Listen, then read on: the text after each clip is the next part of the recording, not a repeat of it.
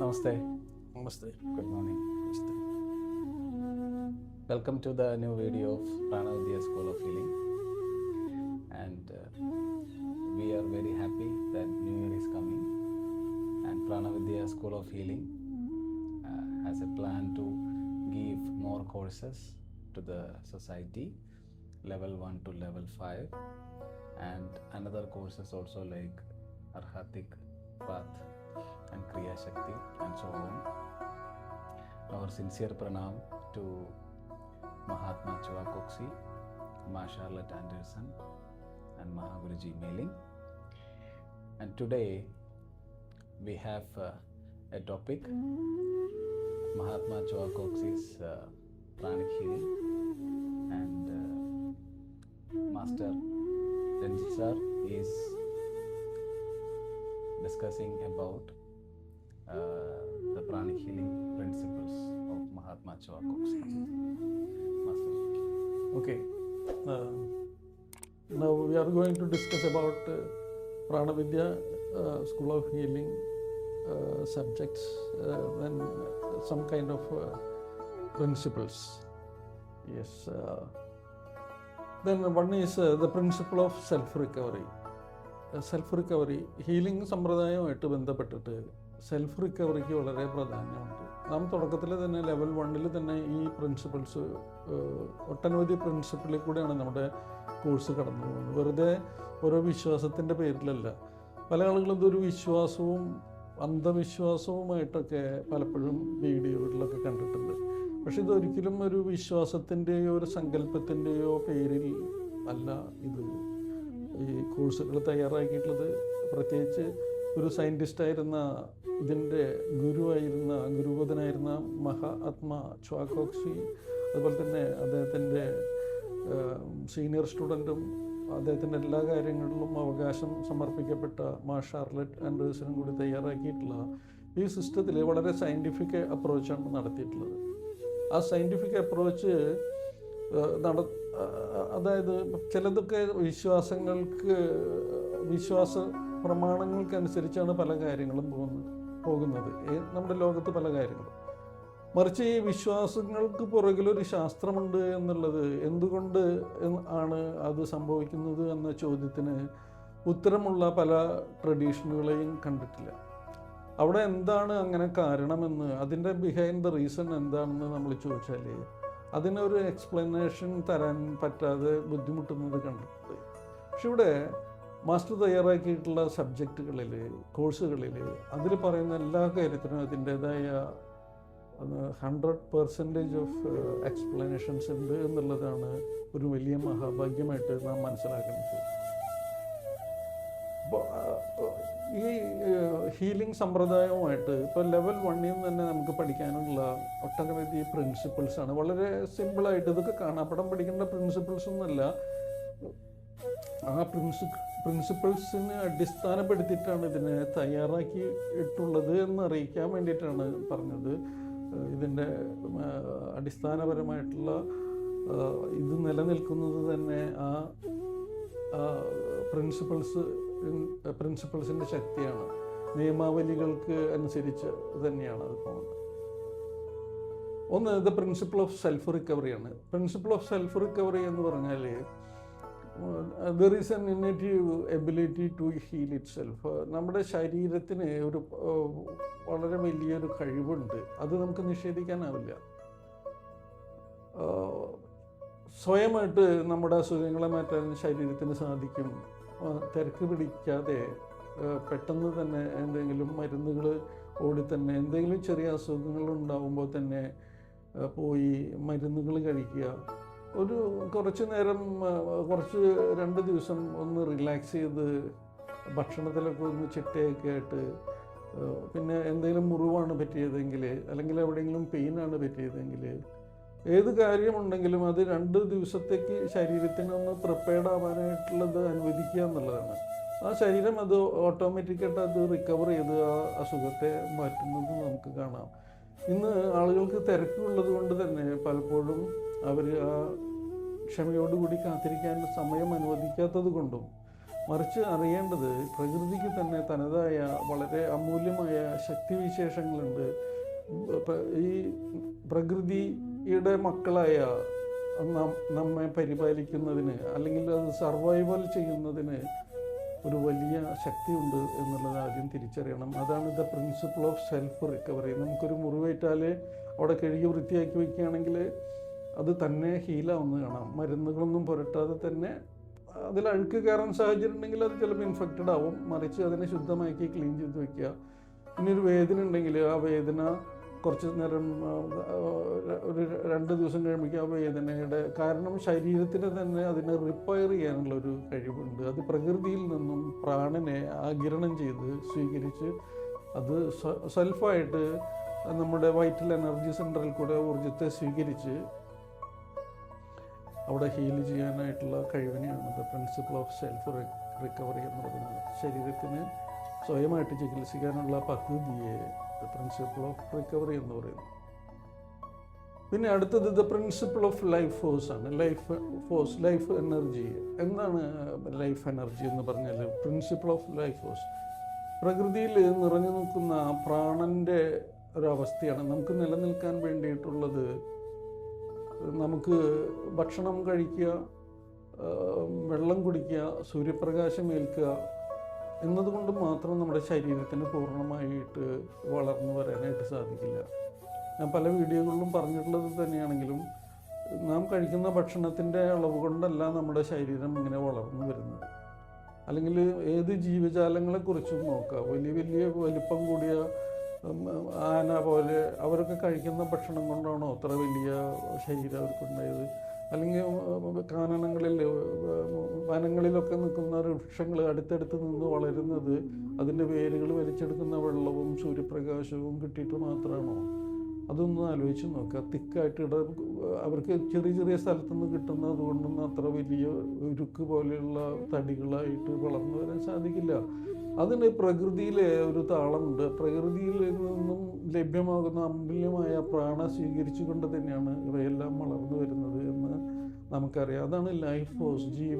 ജീവനുള്ള വസ്തുക്കൾക്ക്, ജീവനുള്ള ജീവജാലങ്ങൾക്ക് ശക്തി പകരാനായിട്ട് പ്രകൃതിയിൽ വളരെ അമൂല്യമായ ഊർജം നിറയെ നിലനിൽക്കുന്നു എന്നുള്ളതിന് അടിസ്ഥാനമാക്കിയിട്ടാണ് the principle of life force. അപ്പോൾ ഹീലിങ്ങിൽ ഉപയോഗിക്കുന്ന, തുടക്കത്തിൽ തന്നെ ഉപയോഗിക്കുന്ന 2 തത്വങ്ങളാണ് the principle of self recovery and the principle of life force. വളരെ അടിസ്ഥാനപരമായിട്ടുള്ള കാര്യങ്ങൾ തന്നെയാണ്. Then the principle of pervasiveness. Pervasiveness എന്ന് പറഞ്ഞാൽ നാം ജീവിക്കുന്നത് നിറഞ്ഞിരിക്കുന്ന ഈ പ്രകൃതി എന്ന് പറയുമ്പോൾ എന്താണ്? ഈ ഭൂമിയുമായിട്ട് ബന്ധപ്പെട്ട് നിൽക്കുന്ന ഡിഫറെൻറ്റ് ലെയറുകളുണ്ട്. ആ പല സ്ഫിയറുകളെ കുറിച്ച് നമ്മൾ ചെറിയ ക്ലാസ്സുകളിലൊക്കെ പഠിച്ചിട്ടുണ്ട്. അതിൽ നമുക്ക് ആവശ്യമുള്ള ഊർജത്തെ ഓരോ ലെയറുകളിലും ഓരോ സ്ഫിയറുകളിലും അത് നിലനിൽക്കുന്നു. ഇപ്പോൾ ഭൂമി നമുക്ക് ഭൗതികമായ കാര്യങ്ങൾക്ക് സഹായിക്കുന്നു. നമുക്കൊരു വീട് പണിയണമെങ്കിൽ ഭൂമിയിൽ നിന്ന് കല്ല് വേണം, കരിങ്കല്ല് വേണം, സിമൻറ്റ് ഉണ്ടാക്കണം, അങ്ങനെ ഭൗതികമായിട്ടുള്ള കാര്യങ്ങൾ. മാത്രമല്ല കൃഷി നടത്തി ഭക്ഷണം ഉണ്ടാവണം. അതൊക്കെ ഭൂമിയിൽ നിന്ന് ലിത്തോസ്ഫിയർ എന്ന് പറഞ്ഞാൽ ആ ലെയറിലാണ് അതൊക്കെ ഉണ്ടാവുന്നത്. അത് കഴിഞ്ഞാൽ അറ്റ്മോസ്ഫിയറാണ് നമുക്ക് വേണ്ട പ്രാണനെ സൃഷ്ടിക്കുന്നത്. അപ്പോൾ അതുപോലെ തന്നെ നമ്മുടെ മെൻ്റൽ സ്റ്റേറ്റ്, ഇമോഷണൽ സ്റ്റേറ്റിനൊക്കെ ഡിഫറെൻറ്റ് ലെയർ ഓഫ് സ്ഫിയേഴ്സ് ഉണ്ട്. അതിൽ കൂടെയാണ് നമ്മൾ കണക്ട് ചെയ്ത് നിൽക്കുന്നത്. അപ്പോൾ ഈ മാനസികമായിട്ടുള്ള ഊർജവും വൈകാരികമായിട്ടുള്ള ഊർജവും ശാരീരികമായിട്ടുള്ള ഊർജവും ഒക്കെ നമുക്ക് ലഭിക്കുന്നത് ഈ സ്ഫിയറുകളിൽ നിന്നാണ്. ഈ ഭൂമിയിലെ അതിമഹത്തായിട്ട് നിൽക്കുന്ന, നിറഞ്ഞു നിൽക്കുന്ന, ബൃഹത്തായി നിൽക്കുന്ന, നിലനിൽക്കുന്ന പ്രാണിക്കും കുറച്ചും കൂടി ഡീറ്റെയിൽഡ് ഡെഫിനിഷൻസ് ഉണ്ട്. അത് പിന്നീട് വേറെ വീഡിയോയിൽ പറയാം. ഈ പ്രാണ നമുക്ക് ആവശ്യത്തിന് മെൻ്റലി നമ്മൾ ബുദ്ധിപൂർവ്വം കാര്യങ്ങൾ ചെയ്യാൻ നമുക്ക് സഹായിക്കുന്ന ലെയർ. അതുപോലെ തന്നെ നമ്മുടെ ഇമോഷൻസിനെ ബാലൻസ് ചെയ്യാവുന്ന ഒരു വേറെ ലെയർ, ഫിസിക്കൽ ബോഡിക്ക് വേണ്ട എനർജി തരുന്ന വേറൊരു ലെയർ. അങ്ങനെ ഒട്ടനവധി ലെയറുകളുണ്ട്. അത് പിന്നീട് ഒരിക്കലും വേറൊരു വീഡിയോ ആയിട്ട് തന്നെ അത് ചെയ്യേണ്ടി വരും. കുറേ സമയം എടുക്കും അല്ലെങ്കിൽ അത് പറഞ്ഞു. അപ്പോൾ ദ പ്രിൻസിപ്പിൾ ഓഫ് പെർവാസീവ്നെസ് പ്രകൃതിയിൽ നിറഞ്ഞു നിൽക്കുന്ന ഈ ഊർജാവസ്ഥയെക്കുറിച്ച് തന്നെയാണ് പറയുന്നത്. അവിടെ നമ്മൾ we are living in a ocean of energy. ഒരു സമുദ്രം പോലെ എത്ര എടുത്താലും തീരാത്ത അത്രമാത്രം, എടുത്താലും എത്ര എടുത്താലും തീരാത്ത അത്രമാത്രം വലിയ ഒരു സാഗരത്തിൻ്റെ ഉള്ളിലാണ് നമ്മൾ ജീവിക്കുന്നത്. ദ പെർവാസീവ്നെസ്, നമുക്ക് ജീവനുള്ള വസ്തുക്കൾക്ക് ലഭ്യമാകേണ്ടുന്ന ഏത് തലത്തിൽ നിന്നായാലും ലഭ്യമാകേണ്ടുന്ന ശക്തി ലഭിക്കുന്നത് ഈ ആ തലത്തിൽ, പെർവാസീവ്നെസ് എന്ന് പറയുന്നത് അതാണ്. നിറഞ്ഞു നിൽക്കുന്ന ഒരു ഊർജ്ജമണ്ഡലത്തിൻ്റെ ഉള്ളിലാണ് ജീവജാലങ്ങൾ നിലനിൽക്കുന്നത്. Then the principle of diseased energy. പല രീതിയിലും നമ്മളിലേക്ക് ഡിസീസ്ഡ് ആയിട്ടുള്ള എനർജി, പ്രകൃതിയിൽ നമ്മൾ മാത്രമല്ലല്ലോ ജീവജാലങ്ങളായിട്ടുള്ളത്. നമ്മൾ കണ്ണുകൊണ്ട് കാണുന്നത് മാത്രമല്ലല്ലോ ജീവജാലങ്ങൾ. വളരെ സൂക്ഷ്മദർശിനികൾ കൊണ്ട് കാണാവുന്ന ജീവജാലങ്ങളുണ്ട്. ഇനി സൂക്ഷ്മദർശിനികൾക്ക് പോലും കാണാൻ സാധിക്കാത്ത തലത്തിലുള്ള എനർജി കണങ്ങളുണ്ട്. അവ ചിലപ്പോൾ പൊള്യൂട്ടഡായി രോഗമായിട്ട് വരുന്ന അവസ്ഥ. പല രീതിയിലും രോഗങ്ങൾ നമുക്കുണ്ടാവുന്നുണ്ട്. പലതരം ബാക്ടീരിയാസ്, പലതരം വൈറസുകൾ, ഇൻഫെക്ഷൻസ്, ഫംഗസുകൾ, അങ്ങനെ ഒട്ടനവധി കാര്യങ്ങളുണ്ട്. മൈക്രോബ്സ്, ജെംസ് പോലെയുള്ള കാര്യങ്ങൾ. ഇത് ഡിസീസ്ഡ് എനർജി ആയിട്ട് നമ്മിലേക്ക്, അല്ലെങ്കിൽ ഒരു ജീവനുള്ള വസ്തുവിലേക്ക് അത് കടന്നു വന്ന്, അത് കടക്കാനായിട്ട് നമ്മുടെ ശരീരത്തിലേക്ക് അങ്ങനെ ഒരു കാരണമുണ്ടായി, അത് നമ്മുടെ ശരീരത്തിലേക്ക് കടന്നാൽ നമ്മുടെ ശരീരത്തിനുള്ളിൽ ഇവ വന്ന് നിറഞ്ഞ് ശരീരം ഒരു ഡിസീസ്ഡ് സിറ്റുവേഷൻസിലേക്ക് പോകും. പെട്ടെന്നൊന്നും അങ്ങനെ നമ്മുടെ ശരീരത്തിന് അത് സ്വാധീനിക്കാൻ പറ്റില്ലെങ്കിലും അങ്ങനെ നമ്മിലേക്ക് കടന്നു വന്ന്, നമ്മുടെ എനർജി ബോഡിയിലേക്ക് കടന്നു വന്ന്, അതുപോലെ തന്നെ എനർജി ബോഡിയായിട്ട് ബന്ധപ്പെട്ട് നിൽക്കുന്ന വൈറ്റൽ എനർജി സെൻറ്റേഴ്സിൽ കൂടെ അവ കടന്ന് നമ്മുടെ സെൻട്രൽ മെറിഡിയൻ, സ്റ്റെമ്മിൽ കൂടെ കടന്ന്, അത് ഏത് തരത്തിലുള്ള ഊർജ്ജമാണോ, ഏത് തരത്തിലുള്ള ഡിസീസ്ഡ് എനർജിയാണോ അത് നമ്മുടെ കേന്ദ്രമായി നിൽക്കുന്ന ആ മെറിഡിയനിൽ കൂടെ കടന്ന്, അത് എവിടെയാണോ അതിന് മാനിഫെസ്റ്റ് ചെയ്യാൻ അതിന് സൗകര്യമുള്ളത്, അതിനോട് സമാനമായ സൗകര്യം, ഇപ്പോൾ ചിലപ്പോൾ ലിവറിൽ വന്നിട്ടാവും, ചിലപ്പോൾ സ്റ്റൊമക്കിലാവും, ചിലപ്പോൾ ഇൻഡസ്റ്റൈൻസിലാവും, ചിലപ്പോൾ ഹാർട്ടിലാവും. എവിടെയാണോ അവർക്ക് ആ ചീത്ത ഊർജ്ജങ്ങളുടെ ഡിസീസ് വരുന്നത്, അല്ലെങ്കിൽ റെസ്പിറേറ്ററി ഇൻഫെക്ഷൻ ആവാം, അതുപോലെ തന്നെ സർക്കുലേറ്ററി സിസ്റ്റത്തിൽ ഉണ്ടാകുന്ന മാൽ ഫങ്ഷൻസിനായിട്ട് പ്രശ്നം ഉണ്ടാവാം, കിഡ്നിക്കൊക്കെ പ്രശ്നങ്ങൾ വരുന്നത് പോലെ. അങ്ങനെ ഒട്ടനവധി രോഗങ്ങൾ ഉണ്ടാകുന്നതിന് കാരണം ഈ the principle of diseased energy നമ്മളിലേക്ക് കടന്നു വന്ന് നമ്മുടെ ശരീരത്തെ സിക്കാക്കുന്നതിനെയാണ് the principle of diseased energy എന്ന് പറയുന്നത്. അടുത്തത് ദ പ്രിൻസിപ്പിൾ ഓഫ് ട്രാൻസ്ഫറൻസ് ആണ്.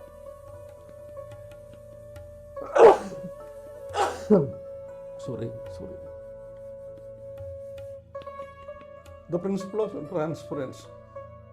നമുക്കറിയാം, എപ്പോഴും എനർജി ട്രാൻസ്ഫർ ചെയ്തുകൊണ്ടിരിക്കുന്നു. ഒരാളായിട്ട് നമ്മൾ സംസാരിച്ചുകൊണ്ടിരിക്കുമ്പോൾ അദ്ദേഹത്തിൽ ഏത് തലത്തിലുള്ള മാനസിക തലത്തിലുള്ള ഊർജ്ജമാണോ അദ്ദേഹത്തിൽ, അല്ലെങ്കിൽ അസുഖം ബാധിച്ചിട്ടുള്ള ഒരു അവസ്ഥയിൽ ഡിസീസ്ഡ് എനർജി ഉണ്ടെങ്കിൽ അത് നമ്മിലേക്ക് ട്രാൻസ്ഫർ ചെയ്യപ്പെടുന്നു. അത് ഫിസിക്കൽ മാത്രമല്ല, ശാരീരികമായിട്ട് മാത്രമല്ല, മാനസികമായിട്ടുള്ളതും വൈകാരികവുമായിട്ടുള്ള എനർജിയൊക്കെ ചിലപ്പോൾ നമ്മളിലേക്ക് ട്രാൻസ്ഫർ ചെയ്യപ്പെടുന്നു. രോഗം ചികിത്സിക്കുന്നത്, ഹീലേഴ്സ് ട്രീറ്റ്മെൻറ്റ് ചെയ്യുന്നതിൻ്റെ അടിസ്ഥാനമാണ് എനർജി ട്രാൻസ്ഫർ ചെയ്യുക എന്നുള്ളത്.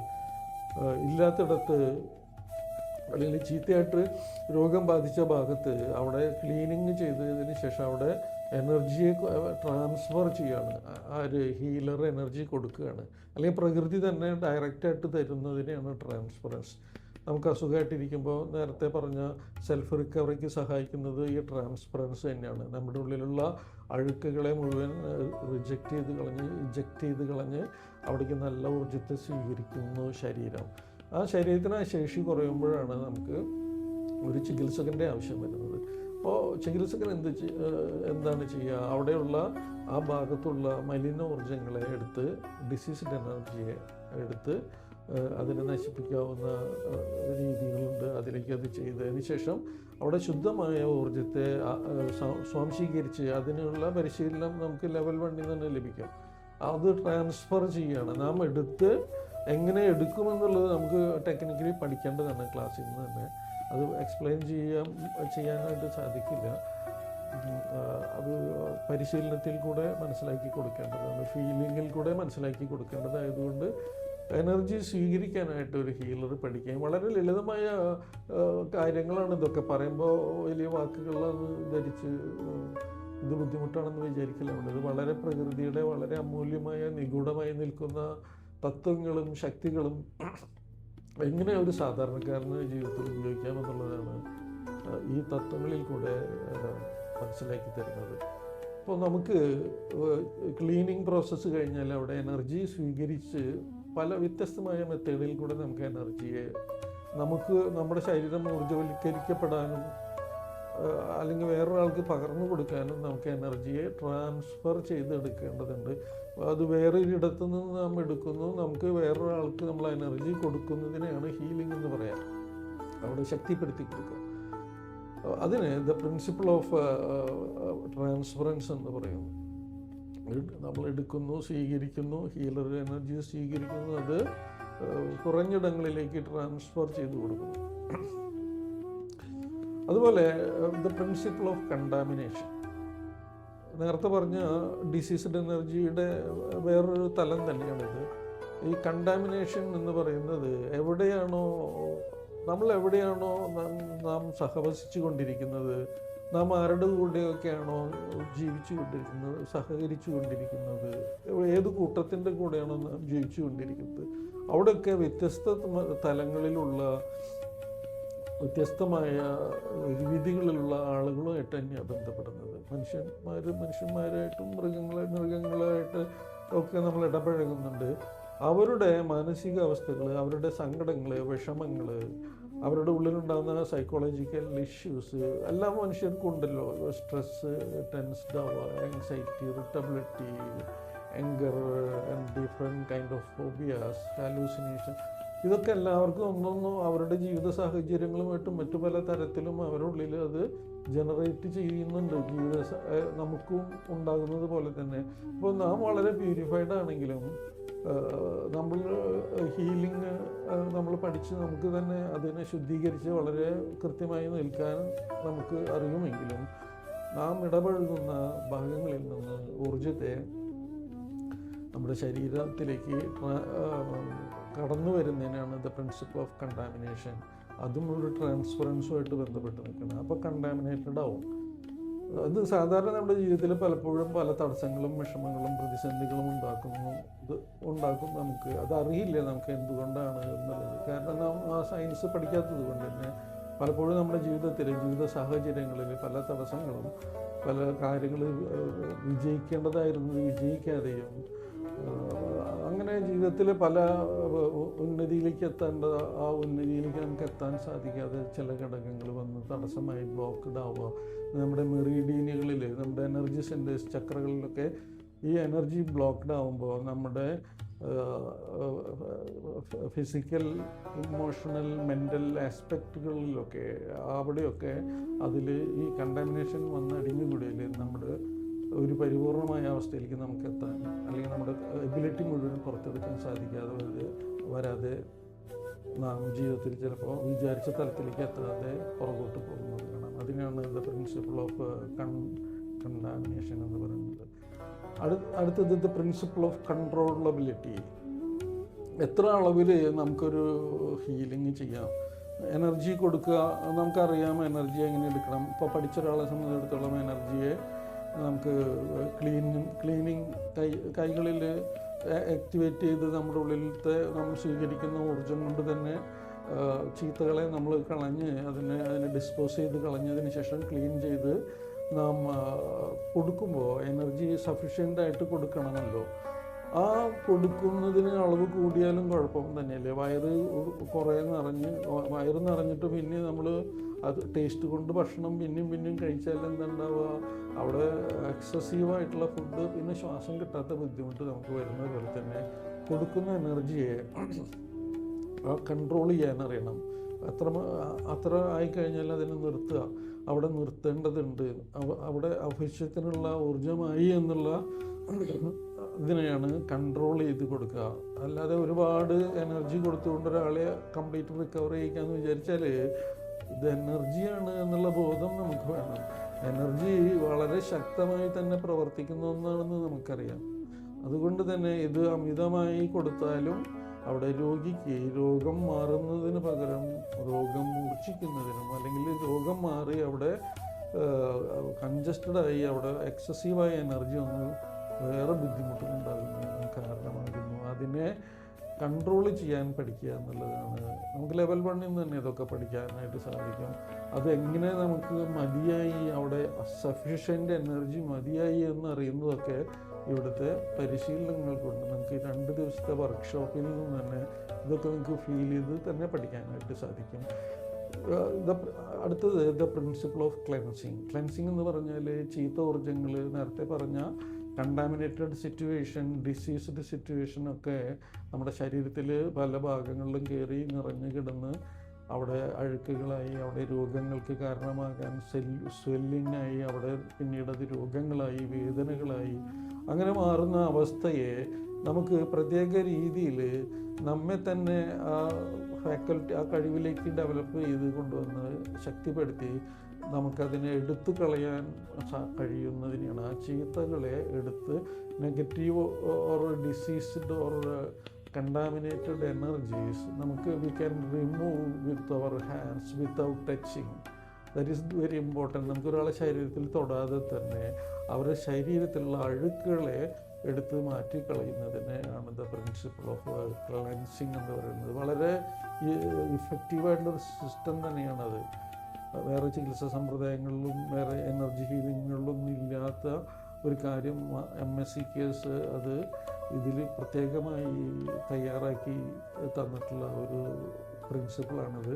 ഇതിൽ നമുക്ക് ഉദാഹരണത്തിന് ഒരു കേടായ പാലിലേക്ക് കുറേ പാല് കൊണ്ടുവന്നൊഴിച്ചാൽ ആ കേടിനെ ഈ നല്ല പാല് കോമ്പൻസേറ്റ് ചെയ്യല്ല ചെയ്യുക, മറിച്ച് ആ ചെറിയ കേടായ പാല് മറ്റേ പാലിനെ കേടാക്കുന്നത്, മലിനപ്പെടുത്തുന്നത് പോലെ തന്നെ ഊർജത്തെ ക്ലെൻസ് ചെയ്ത് കളയാനായിട്ടുള്ള വളരെ ഇഫക്റ്റീവ്ലി ഊർജത്തെ കളയുമ്പോൾ തന്നെ ആ ഭാഗത്തേക്ക് സഫിഷ്യൻ്റ് എനർജി തന്നെ ആഗിരണം ചെയ്യുന്നതും നമുക്ക് കാണാം. അപ്പോൾ ഈ ക്ലെൻസിങ് എന്ന് പറഞ്ഞാൽ വളരെ ഇഫക്റ്റീവായിട്ട് നമുക്ക് എത്ര വേണമെങ്കിലും ആ ഭാഗത്തെ ചീത്തകളെ മുഴുവൻ നമുക്ക് എടുത്ത് കളയാനായിട്ട് സാധിക്കും വിത്തൗട്ട് ടച്ചിങ് ദ ബോഡി. ആരുടെയോ നമ്മുടെ ശരീരത്തിലോ അല്ലെങ്കിൽ വേറൊരാളുടെ ശരീരത്തിലോ കെട്ടിക്കിടക്കുന്ന മലിനമായ ഊർജങ്ങളെ കോരിയെടുത്ത് കളയാനായിട്ടുള്ള ഒരു എബിലിറ്റിയാണ് ദ പ്രിൻസിപ്പിൾ ഓഫ് ക്ലെൻസിങ് എന്ന് പറയുന്നത്. ഇതേപോലെ തന്നെ ദ പ്രിൻസിപ്പിൾ ഓഫ് എനർജൈസിങ്, നേരത്തെ പറഞ്ഞത് തന്നെയാണ്. എനർജി കൊടുക്കുക, നമുക്കത് എടുക്കേണ്ട രീതി, എവിടെ നിന്നാണ് നാം എടുക്കേണ്ടത് എന്ന് നമുക്കറിയണം. അതറിയും ഒന്നാമത്തെ ക്ലാസ്സിൽ നിന്ന് തന്നെ. അത് ആ എനർജിയെ സ്വീകരിക്കേണ്ട മെത്തേഡുകൾ വ്യത്യസ്തമായ തലങ്ങളിൽ നമുക്കതിനെ സ്വീകരിക്കാനായിട്ട് സാധിക്കും. അതിനൊരു മെത്തേഡ് മാത്രമല്ല ഉള്ളൂ. ഒട്ടനവധി മെത്തേഡുകൾ നമുക്ക് ലെവൽ 1 നിന്ന് ഈ 2 ദിവസത്തെ വർക്ക്ഷോപ്പിൽ നിന്ന് തന്നെ പൂർണ്ണമായിട്ട് നമുക്ക് പഠിക്കാനായിട്ട് സാധിക്കും. ഇത്രയും കാര്യമൊക്കെ എങ്ങനെ പഠിക്കാമെന്ന് വിചാരിക്കേണ്ട കാര്യമില്ല. അതിന് തക്കവണ്ണം വളരെ ലളിതമായി ഒരു ഫോർമുല പോലെ തയ്യാറാക്കിയ സിലബസാണ് നമ്മൾ പഠിക്കുക. വളരെ ഇഫക്റ്റീവ്ലി ഇതൊക്കെ ചെയ്യാൻ പറ്റുമെന്നുള്ള കാര്യത്തിൽ നിങ്ങൾക്ക് തന്നെ ബോധ്യപ്പെടും. പഠിച്ചു കഴിയുമ്പോഴാണ് നിങ്ങൾക്കറിയാം ഇത് പഠിച്ചില്ലെങ്കിൽ വലിയ നഷ്ടമായിരുന്നു, എൻ്റെ ജീവിതത്തിൽ എനിക്ക് എത്രമാത്രം മുകളിലേക്ക് പോകാൻ സാധ്യതയുണ്ടായിരുന്നോ അതിലേക്കൊക്കെ എത്താൻ എനിക്ക് സാധിക്കുമെന്നുള്ള ഒരു കോൺഫിഡൻസ് നിങ്ങളുടെ ഉള്ളിൽ ഡെവലപ്പ് ചെയ്യുന്നത് കാണാം. അപ്പോൾ ദ പ്രിൻസിപ്പിൾ ഓഫ് എനർജൈസിങ്, നമ്മളൊരാൾ തളർന്നിരിക്കുകയാണ്, നമ്മുടെ വീട്ടിൽ കുഞ്ഞുങ്ങൾ പഠിക്കാനുണ്ടോ അല്ലെങ്കിൽ സ്വയമായിട്ടോ ഒരു ആക്ടിവേഷനില്ല, ക്ഷീണിച്ചിരിക്കുകയാണ്, തളർന്നിരിക്കുകയാണ്. അപ്പോൾ നമുക്ക് ചില പ്രധാനപ്പെട്ട മർമ്മക്ഷേത്രങ്ങളെക്കുറിച്ച് നമ്മൾ ലെവൽ 1 നിന്ന് പഠിക്കുമ്പോൾ അവർ നല്ല ഡൈനാമിക് ആക്കാനും ആക്ടിവേറ്റ് ചെയ്യാനും അല്ലെങ്കിൽ ഡിപ്രഷൻ പോലെ ഇപ്പം തളർന്ന് പരീക്ഷാകാലങ്ങളിലൊക്കെ തളർന്നിരിക്കുന്ന അല്ലെങ്കിൽ വേറെ ജീവിത പല സാഹചര്യങ്ങളിലും ഒരു ആക്ടിവേഷൻ ഇല്ലാതെ ഡൈനാമിക്സ് ഇല്ലാതെ കാര്യങ്ങൾ വ്യക്തമായി ചെയ്യാൻ സാധിക്കാതെ ചെയ്യുന്നതൊക്കെ ശരിയാവാതെ വരുന്ന ഈ സമയങ്ങളിൽ നമുക്ക് ഈ എനർജി അവരുടെ ചില വൈറ്റൽ എനർജി സെൻറ്റേഴ്സിൽ പ്രൊജക്റ്റ് ചെയ്തുകൊണ്ട് അവർക്ക് പരിണാമം ഉണ്ടാക്കി അവരുടെ വളരെ ആക്റ്റീവാക്കാൻ നമ്മെ തന്നെ നമുക്ക് സ്വയമായിട്ട് ചെയ്യാനായിട്ട് സാധിക്കും. അതിന് ദ പ്രിൻസിപ്പിൾ ഓഫ് എനർജൈസിങ് നമുക്ക് അറിഞ്ഞിരിക്കേണ്ടതുണ്ട്. എനർജി കൊടുക്കാനായിട്ട്, എനർജി എടുക്കാനായിട്ടും അതുപോലെ കൊടുക്കാനായിട്ടുള്ള രീതികൾ നമുക്ക് ക്ലാസ്സിൽ നിന്ന് പഠിക്കാനുണ്ട്. അടുത്തത് പ്രിൻസിപ്പിൾ ഓഫ് റാഡിക്കൽ റിയാക്ഷൻ. എന്താണ് the principle of radical reaction? ചിലപ്പോൾ ഈ പൂർണ്ണമായി ചീത്ത ഊർജ്ജങ്ങളെ എടുത്ത് നമുക്ക് ആ കണ്ടാമിനേറ്റഡ് ആയിട്ടുള്ള ഊർജ്ജങ്ങളെ എടുത്ത് ഡിസ്പോസ് ചെയ്ത് കളഞ്ഞ് അവിടെ എനർജി കൊടുക്കുമ്പോൾ ചില ഭാഗങ്ങളിൽ ചില കംപ്ലീറ്റായിട്ടൂടെ ക്ലീൻ ആയിട്ടില്ലെങ്കിൽ, നേരത്തെ പറഞ്ഞതുപോലെ പാല് കേടായതിലേക്ക് നല്ല എനർജി ഒഴിക്കുമ്പോൾ അതും കൂടെ കേടാവുന്നു എന്നുള്ളത് മനസ്സിലായതുപോലെ തന്നെ ഈ കൊടുത്ത ഭാഗങ്ങളിൽ ചീത്ത ഊർജ്ജങ്ങൾ എപ്പോഴും അവർക്ക് അവിടെ നിന്ന് പോകാൻ ഇഷ്ടമുണ്ടാവില്ല. അവർ ജീവിക്കുന്നൊരു സ്ഥലമായിട്ട് ഈസിയായിട്ട് എനർജി അവരുടെ ശരീരത്തിലെ എനർജി വലിച്ചുകൊണ്ടേയിരിക്കുകയാണ്, അങ്ങനെ ജീവിച്ചുകൊണ്ടിരിക്കുകയാണ്. അപ്പം അതിനെ എടുത്ത് കളയാനായിട്ട്, ക്ലീനിങ് ചെയ്യാൻ നമുക്കൊക്കെ ബുദ്ധിയുള്ള പോലെ നമ്മൾ ചില മറഞ്ഞിരിക്കുക, അല്ലെങ്കിൽ നമ്മൾ കുട്ടികളായിട്ട് ഒളിച്ച് കളിക്കണ പോലെ ഇവർ വളരെ വിദഗ്ധമായിട്ടൊരു സ്ഥലത്ത് ഒളിച്ചിരിക്കും. നമ്മൾ എടുക്കുന്ന നേരത്ത് നമുക്ക് പിടിതരാതെ, നമ്മുടെ കൈകളിലേക്ക് പിടിതരാതെ ചിലപ്പോൾ അത് ഐസൊലേറ്റ് ചെയ്ത് അത് വളരെ അറിയാതെ അവിടെ എടുക്കും. അപ്പോൾ ചീത്തകളെ നമുക്ക് എടുക്കാൻ സാധിക്കാതെ, അവിടെ കംപ്ലീറ്റായി എടുക്കാൻ സാധിക്കാതെ നാം നല്ല ശുദ്ധമായ ഊർജ്ജത്തെ അവിടെ കൊടുക്കുമ്പോൾ ആ ചീത്ത ഊർജ്ജം ഈ നല്ല ഊർജ്ജത്തിനെ മലിനപ്പെടുത്തുന്നതിന് റാഡിക്കൽ റിയാക്ഷൻ എന്ന് പറയും. അതുപോലെ തന്നെ ദ ഇൽമെൻ്റ് റിഫ്ലക്ഷൻ അതുപോലെ തന്നെയാണ്. ചികിത്സ ചെയ്ത് തുടങ്ങുമ്പോൾ പലപ്പോഴും ആ ചീത്ത ഊർജ്ജങ്ങൾ പോകുന്നതോടുകൂടി ചിലപ്പോൾ നമ്മുടെ ശരീരത്തിന് അസ്വാസ്ഥ്യമുണ്ടാക്കും. ചിലപ്പോൾ വേദനയാണ് കളയുന്നതെങ്കിൽ, അല്ലെങ്കിൽ മാനസികമായ ഒരു അസ്വസ്ഥതയാണ് നമ്മൾ കളയുന്നതെങ്കിൽ, അത് അവിടെ ആ പോകുന്നതോടുകൂടി അത് അവിടെ നിന്ന് ഇളകി പോകുന്നതോടുകൂടി നമുക്ക് എയിൽമെൻറ്റ് റിഫ്ലക്ഷൻ ഉണ്ടാവും, ചിലപ്പോൾ കൂടുതലാവും. എന്നിട്ട് അതൊക്കെ പോയതിന് ശേഷം രണ്ടാമത് നോർമലായിട്ട് രോഗമില്ലാത്തൊരവസ്ഥയിലേക്ക് വരുന്നതാണ് the principle of ailment reflection. The principle of radical reaction എന്ന് പറഞ്ഞാൽ ചീത്ത ഊർജ്ജങ്ങൾ ഒളിഞ്ഞിരുന്ന് അത് നല്ല ഊർജ്ജങ്ങൾ കടന്നു വരുമ്പോൾ അതിനെയും കൂടെ മലിനമാക്കുന്നതിനാണ് ദ റാഡിക്കൽ റിയാക്ഷൻ എന്ന് പറയുന്നത്. Principle of receptivity. എന്താണ് ദ പ്രിൻസിപ്പിൾ ഓഫ് റിസെപ്റ്റിവിറ്റി എന്ന് പറഞ്ഞാൽ, റിസെപ്റ്റിവിറ്റി നമ്മൾ സ്വീകരിക്കാൻ തയ്യാറാവുക എന്നുള്ളതാണ്. നാം ഒരാളുടെ അടുത്ത് ഹീലിങ്ങിന് നമുക്കല്ല, നമ്മൾ വേറൊരാളെ ഹീൽ ചെയ്യുമ്പോൾ അവർ ഇതിനെക്കുറിച്ച് അവർക്ക് വ്യക്തമായിട്ട് ബോധ്യപ്പെടുത്താതെ നാം ഹീൽ ചെയ്യാനിരുന്നാൽ അവരുടെ ഊർജ്ജ ശരീരം എന്താണ് നാം ചെയ്യുന്നതെന്ന് മനസ്സിലാവാത്തത് കൊണ്ട് അവർ ഓക്കെ പറഞ്ഞാലും അവരുടെ ഊർജ്ജ ശരീരവും അവരുടെ കോൺഷ്യസ്നെസ്സും കുറച്ച് ഡൗട്ട്ഫുള്ളായിട്ട് നിൽക്കുകയും അത് നാം എടുക്കുന്ന ചീത്ത ഊർജ്ജങ്ങൾ എടുക്കാൻ അവരുടെ ചക്ര അനുവദിക്കപ്പെടില്ല. നമുക്കറിയാലോ, കുട്ടികളെ ടീച്ചേഴ്സ് വഴക്ക് പറയണ നേരത്തെ ചില കുട്ടികൾ കൈ കെട്ടി നിൽക്കും. കൈ കെട്ടി നിന്നാൽ അവരെ എത്ര ചീത്ത പറഞ്ഞാലും അവർക്കൊന്നും ബാധിക്കില്ല. അതൊരു ഡിഫൻസ് മെക്കാനിസമാണ്. അല്ലെങ്കിൽ കാല് ക്രോസ് ചെയ്ത് കൈ ക്രോസ് ചെയ്തിരുന്ന് നമ്മളൊരു കാര്യം കേൾക്കുമ്പോൾ കേട്ടതൊക്കെ പുറത്ത് എനർജി ബോഡിയിൽ തട്ടിയത് പോകും. അപ്പോൾ ഈ പ്രിൻസിപ്പിൾ ഓഫ് റിസെപ്റ്റിവിറ്റി എന്ന് പറയുന്നത് നാം ഈ കൊടുക്കുന്ന ഹീലിങ്ങിനെ അല്ലെങ്കിൽ എടുക്കുന്ന ചീത്തകളെ എടുക്കാനായിട്ട് ആ ശരീരം അനുവദിക്കുക എന്നുള്ളതാണ്. അതുമായിട്ട് ബന്ധപ്പെട്ട ചക്രകൾ അതിനെ അനുവദിക്കുക എന്നുള്ളതാണ് റിസെപ്റ്റിവിറ്റി. അതിന് പേഷ്യൻറ്റിനോട് ഇതാണ് ഇതിൻ്റെ ശാസ്ത്രം, ഇങ്ങനെയാണ് ഇത് പ്രവർത്തിക്കുന്നത് എന്ന് പറഞ്ഞ് മനസ്സിലാക്കിയിട്ട് ചെയ്യുമ്പോൾ അവർ ഇതൊക്കെ നല്ല കാര്യമാണല്ലോ, ഇങ്ങനെയൊക്കെ ചെയ്യാൻ പറ്റും എന്നുള്ളത് അവർ തിരിച്ചറിയുമ്പോഴോ അവരുടെ ഊർജ്ജ ശരീരം വളരെ ഓപ്പണായി ചക്രകളൊക്കെ ശരി, എൻ്റെ ഉള്ളിലുള്ള അഴുക്കുകളൊക്കെ എടുത്തു കളഞ്ഞുള്ളൂ, എനിക്ക് നല്ല ഊർജ്ജം തന്നുള്ളൂ എന്നുള്ള ഒരു മനോഭാവത്തിലേക്ക് ഒരു പേഷ്യൻ്റ് ആവുന്നതിനെയാണ് ദ പ്രിൻസിപ്പിൾ ഓഫ് റിസെപ്റ്റിവിറ്റി എന്ന് പറയുന്നത്. അടുത്തത് ദ പ്രിൻസിപ്പിൾ ഓഫ് സ്റ്റെബിലൈസേഷൻ. ആ കൊടുത്ത ഊർജ്ജം അവിടെ ചെന്ന് സ്റ്റെബിലൈസ് ആവേണ്ടതുണ്ട്. കൊടുത്ത ഊർജ്ജം അവിടെ നിലനിൽക്കേണ്ടതുണ്ട്. ഈ വളരെ സബ്റ്റിൽ ഫോമിലുള്ളതായതുകൊണ്ട് അവിടെ അതിന് മാത്രമല്ല, ആ ഡിസീസ്ഡ് ആയിട്ടുള്ള ഏരിയ അല്ലെങ്കിൽ ക്ലീൻ ചെയ്താലും അവിടെ പഴയ ചീത്ത ഊർജങ്ങളുടെ ഷെയ്ഡുകൾ, അതായത് എത്ര വൃത്തിയാക്കാലും ചില ഭാഗങ്ങൾ അവിടെ അഴുക്കുകൾ താമസിച്ചിരുന്ന സ്ഥലമാണല്ലോ എന്നുള്ള തോന്നൽ കൊണ്ട് കൊടുത്ത ഊർജത്തിന് അവിടെ നിലനിൽക്കാൻ കുറച്ച് മടിയുണ്ടാവും. നല്ല ഊർജ്ജം അവിടെ ചെല്ലുമ്പോൾ ഒരു വൃത്തിയില്ലാത്ത മുറിയിലേക്ക് നമുക്ക് കടന്നു ചെല്ലുമ്പോൾ നമുക്ക് അവിടെ അധികം നേരം ഇരിക്കാൻ പറ്റാത്തതുപോലെ ഇത് അവിടെ നിന്ന് എങ്ങനെയെങ്കിലും രക്ഷപ്പെട്ട് പോകണമെന്ന് വിചാരിക്കുമ്പോൾ അവർ അത് ഇവാപ്പറേറ്റ് ചെയ്ത് പോകാനായിട്ട് നോക്കും. അപ്പോൾ അവിടെ വ്യത്യസ്തമായ ചില നിറങ്ങളുണ്ട്. ആ നിറങ്ങൾ ഉപയോഗിച്ചുകൊണ്ട് അതിനവിടെ സ്റ്റെബിലൈസ് ചെയ്യണം, അല്ലെങ്കിൽ നിർദ്ദേശം കൊടുക്കണം. ആ സ്റ്റെബിലൈസ് എന്ന് പറഞ്ഞിട്ട് ആ കൊടുത്ത ഊർജ്ജം അവിടെ തന്നെ നിലനിൽക്കാൻ വേണ്ടിയിട്ടാണ് ഇത് പ്രിൻസിപ്പിൾ ഓഫ് സ്റ്റെബിലൈസിങ് എന്ന് പറയുന്നത്. Then the principle of releasing. Principle of releasing എന്ന് പറഞ്ഞാൽ സാധാരണ ഡോക്ടേഴ്സൊക്കെ മരുന്ന് എഴുതി ഒരു പേപ്പറിൽ കൊടുത്ത് കാര്യങ്ങളൊക്കെ ചോദിച്ച് മനസ്സിലാക്കി മരുന്ന് മെഡിക്കൽ ഷോപ്പിലേക്ക് പറഞ്ഞയക്കുന്ന രീതി വ്യത്യസ്തമാണ്. ഇവിടെ അങ്ങനെയല്ല. ഒരു ഹീലർ കാര്യങ്ങൾ ചോദിച്ച് മനസ്സിലാക്കി അവരുടെ പ്രശ്നങ്ങൾ എവിടെയാണെന്ന് സ്കാനിങ് ഒക്കെ ചെയ്തുകൊണ്ട് കണ്ടെത്തി അവർക്ക് വേണ്ട ഹീലിംഗ് നേരിട്ട് ഡയറക്റ്റ് തന്നെ എനർജി മെഡിസിൻ കൊടുക്കുകയാണ്. ആ സമയത്ത് എനർജി മെഡിസിൻ കൊടുക്കാൻ തയ്യാറാവുമ്പോൾ തന്നെ ഹീലറിൽ നിന്നും പേഷ്യൻറ്റിലേക്ക് ഒരു കോഡ് കണക്ട് ചെയ്യപ്പെടും. ഈ കോഡ് കണക്ട് ചെയ്യപ്പെടുമ്പോൾ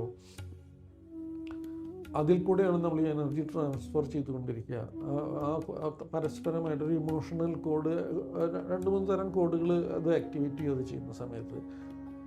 അപ്പോൾ അതിന് ആ കോഡിനെ റിലീസ് ചെയ്യേണ്ടതുണ്ട്, അല്ലെങ്കിൽ അവിടെ കൊടുത്ത ഊർജം ഈ കോഡിൽ കൂടെ തിരിച്ച് ഹീലറിലേക്ക് കടന്നു വരാൻ കാരണമുണ്ട്. അത് പ്രിൻസിപ്പിൾ ഓഫ് റിലീസിങ് എന്ന് പറയുന്നത് അതാണ്.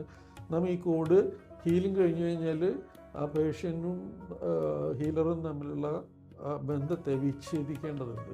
വിച്ഛേദിച്ച് കളഞ്ഞില്ലെങ്കിൽ അത് തിരിച്ചു പോരും. അല്ലെങ്കിൽ ആ കോഡ് നിലനിന്നാൽ ചില വളരെ തീരെ ഊർജ്ജമില്ലാത്ത പേഷ്യൻസ്, പ്രത്യേകിച്ച് ചില മാനസിക പ്രശ്നങ്ങൾ, ഡിപ്രഷൻ പോലെയോ അല്ലെങ്കിൽ തീരെ ടയർഡ്നെസ് ഉള്ള ബോഡിയാണെങ്കിൽ അവർ ഹീലറിൽ നിന്ന് ശക്തിയായിട്ടുള്ള ഊർജ്ജത്തെ വലിച്ചെടുക്കും.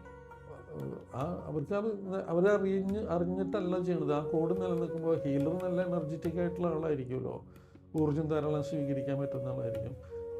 അദ്ദേഹം അറിയാതെ തന്നെ ഈ കോഡിൽ കൂടെ പേഷ്യൻ്റ് എനർജി അബ്സോർബ് ചെയ്യുന്നതിനെയാണ് the principle of releasing, cut ചെയ്ത് കളയുക എന്നുള്ളതാണ്. അത് കഴിഞ്ഞാലും ദ പ്രിൻസിപ്പിൾ ഓഫ് കറസ്പോണ്ടൻസ്. നാം ഈ കറസ്പോണ്ട് ചെയ്യുക, നാം കൊടുക്കുന്ന ഹീലിംഗ് ശരിയായിട്ടുള്ള രീതിയിലേക്ക് കടന്ന് അത് പേഷ്യൻറ്റിലേക്ക് മെർജായി വരാൻ, മെർജാക്കി പോകുന്നതിനാണ് ദ പ്രിൻസിപ്പിൾ ഓഫ് കറസ്പോണ്ടൻസ് എന്ന് പറയുന്നത്. കൃത്യമായ അളവിൽ എവിടെയാണോ രോഗമെന്ന് മനസ്സിലാക്കി അവിടേക്ക് അതിനെ ട്രാൻസ്ഫർ ചെയ്ത് അവിടെ മാനിഫെസ്റ്റ് ചെയ്യുന്നതിനാണ് ദ പ്രിൻസിപ്പിൾ ഓഫ് കറസ്പോണ്ടൻസ് എന്ന് പറയുന്നത്. അതുപോലെ the principle of lag time. Lag time എന്ന് പറഞ്ഞാൽ ചില ആളുകളുടെ ശരീരം പല ഭക്ഷണക്രമങ്ങൾ കൊണ്ടും അവരുടെ ജീവിതചര്യകൾ കൊണ്ടും അവരിടപെടുന്ന സാഹചര്യങ്ങൾ കൊണ്ടുമൊക്കെ അവരുടെ ഊർജ ശരീരവും എനർജി ബോഡിയും അതുപോലെ തന്നെ ചക്രകളും കണ്ടാമിനേറ്റഡ് ആയി തീരാൻ സാധ്യതയുണ്ട്. അതായത് transference of energy, the principle of transference പഠിച്ചല്ലോ. മറ്റുള്ളവരിലുള്ളത് നാം സഹവസിക്കുന്ന ആളുകളിലുള്ള നെഗറ്റീവ് ഫോംസ് അല്ലെങ്കിൽ നെഗറ്റീവ് ഡിസീസിൻ്റെ എനർജീസ്, കണ്ടാമിനേറ്റഡ് അറ്റാക്കിംഗ് എനർജീസ് പലതും നമ്മിലേക്ക് കടന്നു വരാൻ സാധ്യതയുണ്ട്. ഓരോ ദിവസവും നമ്മൾ പല ആളുകളിൽ കൂടെയും കടന്നു പോകുന്നുണ്ട്. അപ്പോൾ അതുകൊണ്ട് തന്നെ അവരുടെ ഊർജ്ജ ശരീരം ഹീല് ചെയ്യുന്ന സമയത്ത് പരുക്കനായിട്ടാണ് ഇരിക്കുന്നതെങ്കിൽ, ഗ്രോസ് ബോഡി ആയിട്ട് ഇരിക്കുകയാണെങ്കിൽ ആ ഗ്രോസ് ആയിട്ട് നിൽക്കുന്ന ഊർജ്ജത്തെ ഇളക്കി എടുത്ത് കളഞ്ഞതിന് ശേഷം അവിടെ കൊടുക്കുമ്പോഴും ഒരു സമയം എടുക്കും. അത് ആ ഊർജ്ജ ശരീരം പരുക്കനായി നിൽക്കുന്നത് കൊണ്ട് അതിൻ്റെ ഉള്ളിലേക്ക് പെനിട്രേറ്റ് ചെയ്ത് ഇംപ്രഗ്നേറ്റ് ചെയ്ത് പോയി അവിടെ രോഗം ബാധിച്ച ഭാഗത്ത് ക്ലീനിങ് ചെയ്യാനും അതുപോലെ തന്നെ എനർജി കൊടുക്കാനും ആ ശരീരത്തിൻ്റെ ഗ്രോസ് ആയിട്ട് നിൽക്കുന്ന സിറ്റുവേഷൻ പെട്ടെന്ന് തന്നെ ഊർജ്ജത്തെ കംപ്ലീറ്റ് ആയിട്ട് പുറത്തെടുത്ത് കളയാനും പറ്റില്ല, കുറേ സമയം എടുക്കും. അതുപോലെ തന്നെ എനർജി കൊടുത്ത് അവരുടെ ഉള്ളിൽ ചെന്ന് അത് ആ ഭാഗത്തെ ഡിസീസിനെ മാറ്റാൻ എടുക്കുന്ന സമയത്തെയാണ് the principle of lag time. അതിന് വരുന്ന നീണ്ട സമയത്തെയാണ് the principle of lag time എന്ന് പറയുന്നത്. അടുത്തത് പ്രിൻസിപ്പിൾ ഓഫ് ഇൻ്റർ കണക്റ്റഡ്നെസ് ആണ്. പേഷ്യൻ്റ് നമ്മൾ കണക്ട് ചെയ്യണം. നമ്മുടെ മുന്നിലിരിക്കുന്ന ഒരാളെ നമ്മൾ ഹീൽ ചെയ്യുമ്പോൾ അവരിലേക്ക് നാം എനർജി കോഡ് ലിങ്ക് ചെയ്തിട്ടാണ്, കണക്ട് ചെയ്തിട്ടാണ് നേരത്തെ പറഞ്ഞ പ്രിൻസിപ്പിൾ ഓഫ്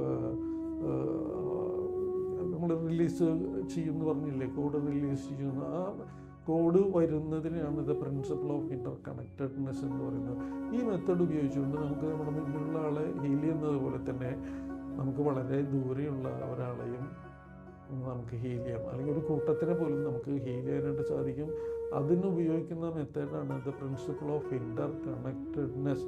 നമ്മളൊരു ഫോൺ ചെയ്യുമ്പോൾ മറ്റേ മറുതലക്കിൽ ആ ഫോൺ കണക്ഷൻ കിട്ടി സംസാരിക്കാൻ ഭൂമിയുടെ ഏത് ഭാഗത്താണെങ്കിലും നമുക്ക് സംസാരിക്കാൻ സാധിക്കുന്നത് പോലെ ഇവിടെ നിന്ന് ഹീൽ ചെയ്യാനായിട്ട് ആഗ്രഹിക്കുന്ന സമയത്ത് അവരുമായിട്ട് കറസ്പോണ്ടൻസ് ചെയ്യാണ്, അവരായിട്ട് കോണ്ടാക്ട് ചെയ്യാണ്, അവരായിട്ട് കമ്മ്യൂണിക്കേറ്റ് ചെയ്ത് ഹീലിംഗ് ചെയ്യാൻ അവർ തയ്യാറാകുന്നതിന് റിസപ്റ്റിവിറ്റിയിലേക്ക് അവരെ വരുത്തുമ്പോൾ അവരിലേക്ക് വിചാരിച്ച സമയത്ത് തന്നെ ഹീലിംഗ്, നമ്മളെപ്പോൾ ഹീൽ ചെയ്യാൻ വിചാരിച്ച ഉടനെ തന്നെ ചെന്ന് ആ കോഡ് അവരുമായിട്ട് കണക്ട് ചെയ്ത് അവരെ നമുക്ക് ഹീൽ ചെയ്യാൻ സാധിക്കുന്നതിനാണ് the principle of inter connectedness.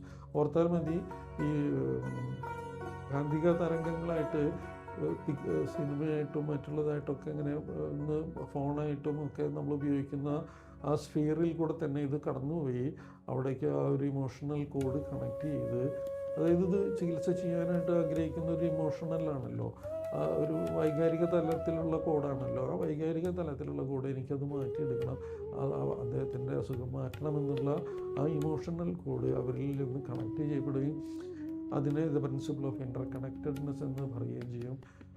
അപ്പോൾ അങ്ങനെ കണക്ട് ചെയ്തുകൊണ്ട് നമുക്ക് ഹീൽ ചെയ്യാനായിട്ട് സാധിക്കും. അതിനെ കുറച്ചും കൂടി എളുപ്പമാക്കാനായിട്ട് ചെയ്യാവുന്ന ഒരു രീതിയാണ് ദ പ്രിൻസിപ്പിൾ ഓഫ് ഡയറക്റ്റബിലിറ്റി. നമ്മൾ അമ്പലങ്ങളിലും പള്ളികളിലൊക്കെ അവിടുത്തെ ദേവനും ദേവിക്കും ഒക്കെ മുന്നിലായിട്ട് അവിടുത്തെ ഡയറ്റിലേക്ക് അവിടുത്തെ പുരോഹിതന്മാർ ചെയ്യുന്ന ആ തലം തന്നെയാണ് ഇത്. ഡയറക്റ്റബിലിറ്റി നമുക്ക് മുന്നിലേക്ക് ആവാഹിച്ച് കൊണ്ടുവരിക.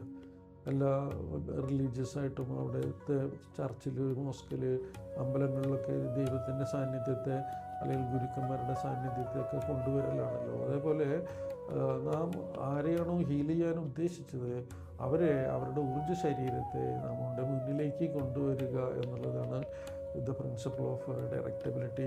വളരെ ഈസിയാണ്. ഇതൊക്കെ കേൾക്കുമ്പോൾ നിങ്ങൾ അവിശ്വസനീയമായി തോന്നും. നിങ്ങൾ ക്ലാസ്സിൽ വന്ന് പഠിക്കുമ്പോൾ നിങ്ങളുടെ മുന്നിൽ നിങ്ങളുടെ ഒരു സുഹൃത്തിനെയോ ബന്ധുവിനെയോ എത്ര ദൂരെയുള്ള എത്ര ഭൂമിയുടെ മറുതലയ്ക്ക് ജീവിക്കുന്ന ഒരാളുടെ ഊർജ്ജ ശരീരത്തെ നിങ്ങളുടെ മുന്നിൽ നിങ്ങൾക്ക് കൊണ്ടുവരാനായിട്ട് നേരിട്ട് ഈ ലെവൽ 1 കോഴ്സിൽ നിന്ന് തന്നെ 2 ദിവസത്തെ വർക്ക്ഷോപ്പ് കൊണ്ട് തന്നെ ഇത്രയും വലിയ മഹനീയമായ പല കാര്യങ്ങളും നിങ്ങൾക്ക് സാധിക്കും. അത് എന്നിട്ട് അവരെ രോഗങ്ങൾ എവിടെയാണ് കൂടി നിൽക്കുന്നത് സ്കാനിങ് എന്നുള്ള മെത്തേഡൊക്കെ ഉപയോഗിച്ച് ഇതൊക്കെ 2 ദിവസത്തെ വർക്ക്ഷോപ്പിൽ നിന്ന് പഠിക്കാവുന്നതാണ്. ഈ ദിവസങ്ങളിൽ ഇതിനെക്കുറിച്ച് മനസ്സിലാക്കാൻ ആഗ്രഹിക്കുന്ന ആളുകൾ കൂടുതലായിട്ട് മറ്റുള്ള വീഡിയോകളൊക്കെ കാണുക. അപ്പോൾ ആ വീഡിയോകളൊക്കെ കാണുമ്പോൾ കുറേ കാര്യങ്ങൾ കുറേ കൂടിയും വ്യത്യസ്തമായ രീതികൾ ഇതിനെക്കുറിച്ച് പറഞ്ഞിട്ടുണ്ട്. അതൊക്കെ കേൾക്കുക. എന്നിട്ട് എത്രയും വേഗം നിങ്ങളുടെ ജീവിതത്തിൽ അതിന് ഒരു വലിയൊരു സുവർണാവസരമായിട്ട് നിങ്ങളത് കാണുക. ഇതൊരു ക്യാൻവാസിങ്ങിന് വേണ്ടിയിട്ടോ അല്ലെങ്കിൽ നിങ്ങൾ ആളുകളെ കൂട്ടാൻ വേണ്ടിയിട്ടോ ഒന്നും അല്ല ഉദ്ദേശിക്കുന്നത്. ഇതൊരു ഗുരു സമർപ്പണമായിട്ടാണ് ഈ വീഡിയോ ചെയ്യുന്നത്. ഗുരുവിന് സമർപ്പിക്കപ്പെടുന്നതാണ്. അല്ലാതെ നിങ്ങൾക്ക് പഠിക്കാൻ ആഗ്രഹമുള്ള ഒരു ഫോഴ്സും ആരോടും ഇല്ല. ആരെയും ഫോഴ്സ് ചെയ്ത് ഇവിടെ പഠിപ്പിക്കുകയുമില്ല. നിങ്ങൾ നിറഞ്ഞ മനസ്സോടുകൂടി പഠിക്കണമെന്ന് ആഗ്രഹിച്ച് വരികയാണെങ്കിൽ നിങ്ങൾക്ക് ഇവിടെ നിന്ന് വളരെ നിറഞ്ഞ് പഠിച്ച് മനസ്സ് മാത്രമല്ല നിങ്ങളാകെ ഈശ്വരീയമായ ബന്ധങ്ങളും കൂടി സ്ഥാപിച്ച് നിങ്ങൾ സകല ഇതിൽ പറഞ്ഞ ഈ എല്ലാ മെത്തേഡുകളും പരിപൂർണമായി അഭ്യസിച്ച് നല്ലൊരു ഹീലറായിക്കൊണ്ട് നിങ്ങൾക്ക് ഇവിടുന്ന് മാറാം. നിങ്ങളുടെ ജീവിതത്തിലും കുടുംബാംഗങ്ങൾക്കും ബന്ധുജനങ്ങൾക്കും ഇതൊക്കെ വലിയ അനുഗ്രഹമായി തീരും. ഇത്രയും പറഞ്ഞുകൊണ്ട് ഞാൻ ഇതിനെ പ്രിൻസിപ്പിൾസിനെ കുറിച്ചാണല്ലോ ചോദിച്ചത്. അപ്പോൾ അതുകൊണ്ട് ഇത് എല്ലാ പ്രിൻസിപ്പിൾസും പറഞ്ഞു. ഇത് ചെറിയൊരു കാര്യം മാത്രമാണ്. ഈ 2 ദിവസത്തെ കാര്യങ്ങളിൽ ഇതൊക്കെ എല്ലാം ഇത് 2 ദിവസം കൊണ്ട് പഠിക്കുന്നതാണ്. അത് വളരെ വ്യക്തമായി പഠിക്കുന്നതാണ്. അതൊക്കെ പഠിച്ച് മനസ്സിലാക്കുന്നതാണ്. ഈ 2 ദിവസം കഴിയുമ്പോൾ ഗുരുക്കന്മാരുടെ ഊർജാവസ്ഥയിൽ നിന്നും സർവേശ്വരൻ്റെ ശക്തിയിൽ നിന്നും പഠിച്ച ആളുകൾ കണക്ട് ചെയ്യപ്പെടുകയും അവർക്ക് വളരെ നല്ല മികച്ച ഒരു ഹീലറാവാനായിട്ട് സാധിക്കും. ഇത്രയും പറഞ്ഞുകൊണ്ട് ഞാൻ ഇന്നത്തെ ഈ വീഡിയോ അവസാനിപ്പിക്കുകയാണ്. നമസ്തേ. Thank you. മാസ്റ്റർ എക്സ്പ്ലെയിൻ ചെയ്ത പ്രിൻസിപ്പിൾസ് ആൻഡ് പ്രോസസ്, മഹാത്മാ ചോക്സിയുടെ ടീച്ചിങ്ങിനെ പറ്റി 18ഓളം പ്രിൻസിപ്പിളുകൾ മാസ്റ്റർ എക്സ്പ്ലെയിൻ ചെയ്തു. Thank you so much. കൊച്ചിയിൽ ഞാൻ ടീച്ചിങ് പഠിക്കാൻ തുടങ്ങിയ സമയത്ത് ഒരു ഡോക്ടർ എൻ്റെ അടുത്ത് ചോദിച്ചത് ഞാൻ ഓർക്കുന്നു. മെഡിക്കൽ ഡോക്ടറായിരുന്നു അദ്ദേഹം. കരുതിയിരുന്നത് ഇതൊരു ബിലീഫ് സിസ്റ്റം അല്ലെങ്കിൽ അതൊരു പ്രെയർ ചൊല്ലിയിട്ടാണല്ലോ എങ്ങനെയാണ് രോഗം മാറ്റുക എന്നുള്ള ഒരു ഇൻഡയറക്റ്റ് ചോദ്യമായിട്ടാണ് എൻ്റെ അടുത്ത് ചോദിച്ചത്. അപ്പോൾ അദ്ദേഹം അറിഞ്ഞിരുന്നില്ല ഇതിന് പ്രിൻസിപ്പിൾസും പ്രോസസ്സും പ്രോട്ടോകോൾസും പ്രൊസീജിയേഴ്സും ഒക്കെ ഉണ്ടെന്നുള്ള കാര്യം. അപ്പോൾ ഞാനപ്പോൾ ലെവൽ 2 പഠിച്ചുകൊണ്ടിരിക്കുകയായിരുന്നു. അപ്പോൾ ഞാൻ ഈ കളറുകളുടെ ഒരു എക്സ്പ്ലനേഷൻ അദ്ദേഹത്തിന് മനസ്സിലാവുന്ന രീതിയിൽ പറഞ്ഞു കൊടുത്തപ്പോൾ അദ്ദേഹം വളരെ ക്യൂരിയസ് ആയിട്ട് കേൾക്കുന്ന കണ്ടു. കളറുകൾക്ക് അപ്പോൾ അതുകൊണ്ടാണല്ലേ നമ്മൾ മോതിരങ്ങളും ക്രിസ്റ്റലുകളൊക്കെ ഉപയോഗിക്കുമ്പോൾ ആ കളറിൻ്റെ സ്വാധീനം ഓരോരുത്തരുടെ ലൈഫ് സ്റ്റൈൽ അനുസരിച്ചിട്ടാണല്ലേ എന്നുള്ള സയൻസ് വളരെ ക്യൂരിയസ് ആയിട്ട് കേട്ടത് ഞാനിപ്പോൾ ഓർക്കുന്നു. Thank you so much master principle explain ചെയ്തതിന്. അടുത്ത പ്രണവിദ്യ സ്കൂൾ ഓഫ് ഹീലിങ്ങിൻ്റെ അടുത്ത ക്ലാസ്സുകൾ ഈ വീക്കെൻഡിൽ 2, 3, 4 തീയതികളിൽ, വെള്ളി, ശനി, ഞായർ തീയതികളിൽ ലെവൽ 1 ആദ്യമായിട്ട് പഠിക്കാൻ ഉദ്ദേശിക്കുന്നവർക്ക് വേണ്ടിയിട്ടും ലെവൽ 1 കഴിഞ്ഞവർക്ക് ലെവൽ 2, ലെവൽ 3 പഠിക്കാനുള്ള അവസരം ഉണ്ട്. അതിൻ്റെ ഡീറ്റെയിൽസ് വാട്സപ്പ് നമ്പറിൽ മെസ്സേജ് ചെയ്താൽ എൻ്റെ കാറ്റലോഗിൽ കാണാവുന്നതാണ്. അല്ലെങ്കിൽ ഞാൻ വാട്സപ്പ് ചെയ്ത് തരാം, മെസ്സേജ് ചെയ്താൽ മതി. Thank you so much for watching.